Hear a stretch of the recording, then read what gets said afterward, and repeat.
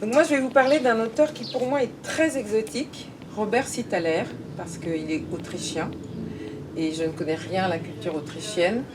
Donc un jour chez moi j'ai entendu des bribes d'une conversation à la radio et ça m'a interpellée d'une certaine façon parce que je ne sais pas ce qu'il se disait sans que je comprenne réellement le propos du bouquin.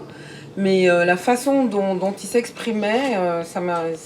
Voilà, je suis venue au Bleuet et il y en avait un. Depuis, j'en ai acheté 5 au moins, je crois. J'ai commencé par le chant, parce que c'est celui qui était là, mais je voulais surtout vous parler de l'auteur, parce que ça a été vraiment une rencontre au niveau de l'écriture.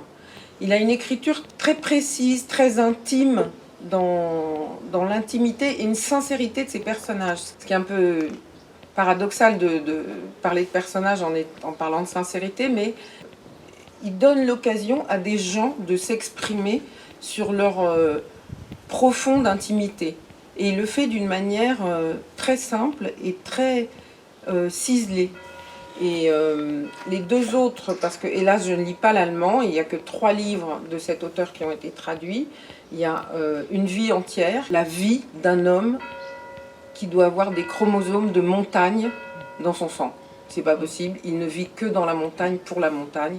Et c'est juste extraordinaire parce que c'est l'évolution de cet homme qui est né dans un village de montagne et qui voit tout le paysage se transformer avec l'arrivée de l'industrie touristique à la montagne. C'est juste magnifique, ayant traversé la Seconde Guerre mondiale en camp, etc. Et l'autre s'appelle le Tabat Treznek. C'est la vision de la montée du fascisme vue par un adolescent d'un village toujours qui se retrouve à la ville, à Vienne. Et c'est juste une façon dont je n'avais jamais entendu parler de cette manière-là, surtout dans le camp allemand, donc l'Autriche en l'occurrence là, des petites choses qui font que la vie devient juste invivable, même pour les gens qui ont soutenu ce mouvement-là.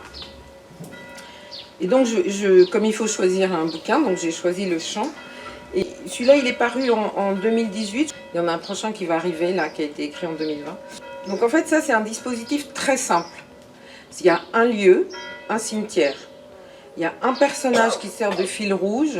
C'est un monsieur qui est assis sous un bouleau et qui prétend entendre les voix des morts. Et donc, il y a un personnage, mais il y a une multiplicité de personnages, puisque tous ces morts se racontent. Et il y a une unité de temps, puisqu'il est sous son boulot, mais une multiplicité de temps aussi, puisque tous ces gens sont nés, ont grandi, sont morts, évidemment, puisqu'ils sont au cimetière, et toutes ces vies se croisent. Et le village, qui était un village au départ, est devenu un bourg.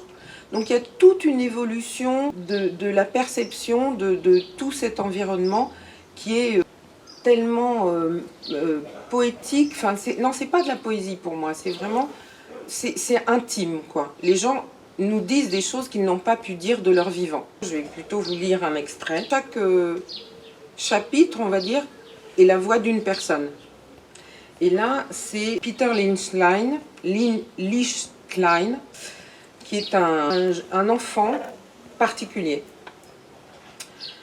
Je cours contre le vent. Les champs sont jaunes et les papillons dansent au bord du chemin.